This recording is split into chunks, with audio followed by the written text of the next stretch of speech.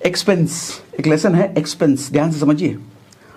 आज डेटा ये कहता है कि 80% इंडियन मंथ एंड से पहले ही अपनी सैलरी खत्म कर देते हैं, 80%। अच्छा, डेटा ये भी है कि 34% इंडियन एम्प्लॉइज 15 तारीख से अपनी सैलरी खत्म कर देते हैं, 15 तारीख से पहले उनकी सैलरी खत्म हो जाती है। कहां से बनोगे पैसा वाला? ज्यादातर लोगों के मुंह से सुनोगे हमारा पैसा कहां चला जाता पता ही नहीं चलता, कहां चला जा रहा है हमारा पैसा पता ही नहीं चलता, पता नहीं कहां चला जा रहा है। आजकल मालूम सिर्फ घर के लिए लोन नहीं मिलता, सिर्फ कार के लिए लोन नहीं मिलता, नए नए टाइप के लोन आ गए। ट्रैवल लोन, आदमी घूमने के लिए भी लोन ले रहा है, स्विट्जरलैंड जाना है, मलेशिया जाना है, उसके लिए लोन लेकर के जा रहा है। माय गॉड, साष्टांग दंडवत प्रणाम है ऐसे लोगों के चरणों में। तुम कहां से आए हो भैया, गजब लोन ले रहा है यार। डेटा के अकॉर्डिंग 70% आईफोन इंडिया में ईएमआई पे बिकता है, मालूम? ईएमआई पे 70% आईफोन। डेटा ये भी कहते हैं कि 80% इंडियन के पास कोई इमरजेंसी फंड ही नहीं है, कोई इमरजेंसी फंड नहीं है। मतलब जिंदगी भगवान भरोसे चल रहा है और कहेंगे हमको करोड़पति बनना है। करोड़पति तुम्हारे पास जो आ रहा है वही किस दिन निपट जाएगा, करोड़पति बनोगे तुम? बेवकूफ कहेंगे।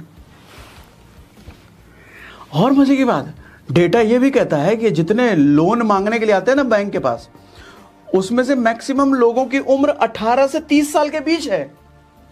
और जो लोन मांगने के लिए आ रहे हैं, एजुकेशन लोन और बिजनेस लोन नहीं मांगने आ रहे हैं, वो मांगने आ रहे हैं अपनी लाइफस्टाइल बढ़ाने वाली चीजों के लिए। कोई आईफोन के लिए लोन ले रहा है, कोई गाड़ी के लिए लोन ले रहा है, कोई घूमने के लिए लोन ले रहा है।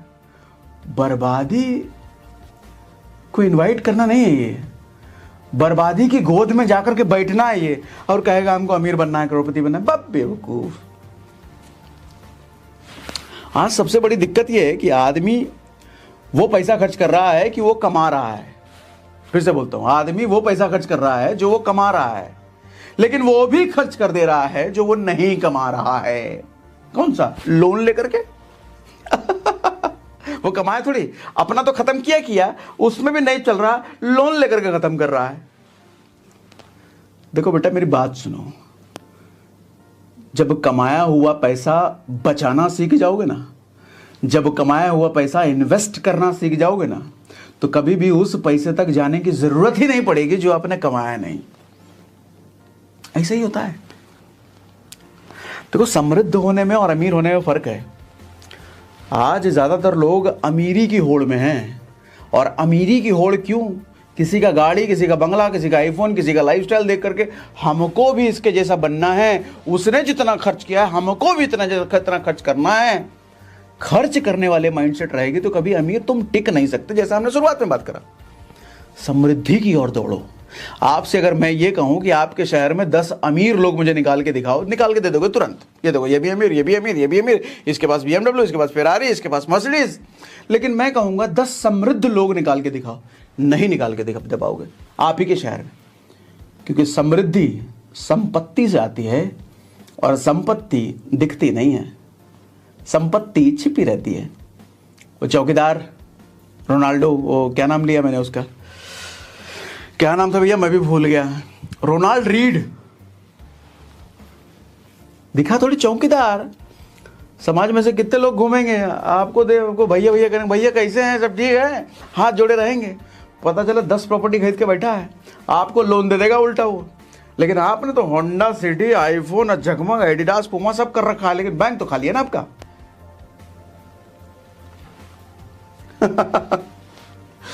मुझे लग रहा है आप ही की बात कर रहा हूं मैं, आप जो देख रहे हो हैं, आप ही की बात कर रहे हैं क्या? जरा लिख के बताइए तो। ऐसा बोलो सर, आप तो हमारी ही बात कर रहे हो, ऐसे लिख के बताओ अगर आप ही की बात कर रहे हो तो। समृद्धि दिखती नहीं है, संपत्ति दिखती नहीं है। अगर कुछ बनना है तो समृद्ध बनो ना, संपत्ति वाला बनो ना। अमीरी का क्या फायदा, आज है कल नहीं है।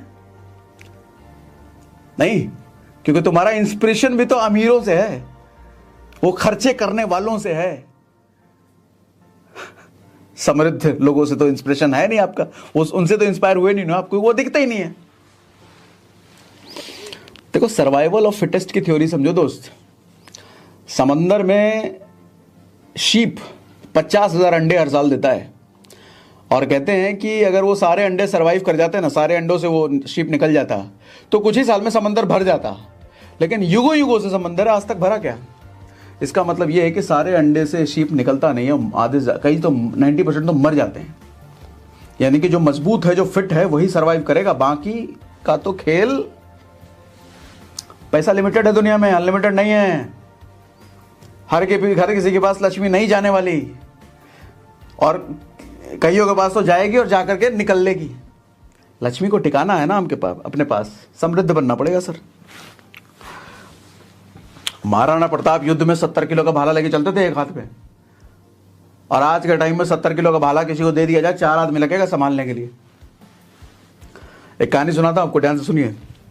एक राजा अपने डरपोक बेटे को लेकर ऋषि के पास गया, तो ऋषि को बताया कि मेरा बेटा बड़ा डरपोक है, इसको ये ठीक कर दीजिए महाराज। तो ऋषि ने बोला ठीक है, इसको छोड़ जाओ, देख लेंगे इसका क्या करना है, निपटा देंगे इसको, मतलब मजबूत बना देंगे। तो ऋषि ने उसको लेकर के रेगिस्तान की तरफ गए। वो वहां पे उन्होंने देखा है कि एक बाज अपने छोटे से बच्चे को ऐसा पंख पकड़ करके एकदम बादलों की तरफ ले जा रहा था, ऊपर ऊपर ऊपर ऊपर ऊपर ऊपर, और वहां ले जाकर छोड़ दे। और वो फटफड़ाता, वो बच्चा फटफट नीचे गिर रहा है। वो ऋषि देख रहे हैं, अरे तो क्या, पूछा महाराज ये क्या कर रहा है, तो मर जाएगा वो। बोला अभी देखो तुम तमाशा।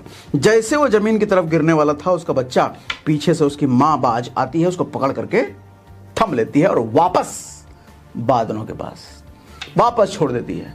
यही सिलसिला तब तक चलता रहता है जब तक वो छोटा बच्चा अपने से उड़ने ना लग जाए। ये देख करके वो छोटा राजकुमार, उसकी बुद्धि खुली। उसने पूछा महाराज ये ऐसा क्यों हो रहा है, ऐसा क्यों कर रहा है ये बाज? तब ऋषि ने बताया कि देखो, इस बाज को अगर ये नहीं करेगी ना, इस छोटे बच्चे को अगर बाज इस तरीके से नहीं करेगी तो ये कभी उड़ना नहीं सीखेगा, और जब तक ये उड़ना नहीं सीखेगा ना, दूसरे जानवर, दूसरे पक्षी इसको मार देंगे। तो इसकी माँ इसको मजबूत बनाने के लिए ये कर रही है। मजबूत बनाने का और कोई तरीका नहीं है। फिर ऋषि ने एक पेड़ के पास लेके गया जहां पे उस छोटे से बाज का घोंसला था। उसने दिखाया बेटो देखो ये घोंसला है, पेड़ के चारों तरफ फूल है, लेकिन घोंसले के अंदर कुछ कांटे रखे हुए हैं। क्यों? ये कांटे उसकी माँ ने रखा है। क्यों? क्योंकि अगर ये फूलों के बीच रहेगा तो ये कोमल हो जाएगा बाज, कांटों के बीच रहेगा तो मजबूत बनेगा। तब उस छोटे बच्चे की, राजकुमार की बुद्धि खुली। समझाना ये चाह रहा हूं, सर्वाइवल ऑफ फिटेस्ट। जो ताकतवर है, जो फिट है, जो योग्य है, वो रहेगा, बाकी मरेंगे, बाकी मरेंगे। मन, शरीर, इन दोनों का जरा संबंध समझो सर। शरीर मजबूत होने के लिए ना, शरीर का चंचल होना जरूरी है। शरीर जितना चंचल, शरीर उतना मजबूत। मन के साथ उल्टा, मन जितना शांत, मन उतना मजबूत। आज के समय में जस्ट उल्टा है। मन हो गया है भरपूर चंचल, कभी इधर कभी इधर कभी इधर कभी इधर, कभी कटरीना करीना, कभी इंस्टाग्राम रील, कभी कोई सिनेमा, कभी कोई क्रिकेट, कभी जोमेटो, कभी ऑफिस तो कभी घर। अरे भैया, और शरीर हो गया शिथिल। 18-18 घंटे तक बैठे हैं, घर गए तो लेटे हैं, या तो बैठे हैं या लेटे हैं। शरीर हो गया है ए शेप में, पूरा मटका लेके सब कोई घूम रहे हैं। कहां से आएगी मजबूती फिर? शरीर चंचल नहीं रहा, मन शांत नहीं रहा, हो गया खेल।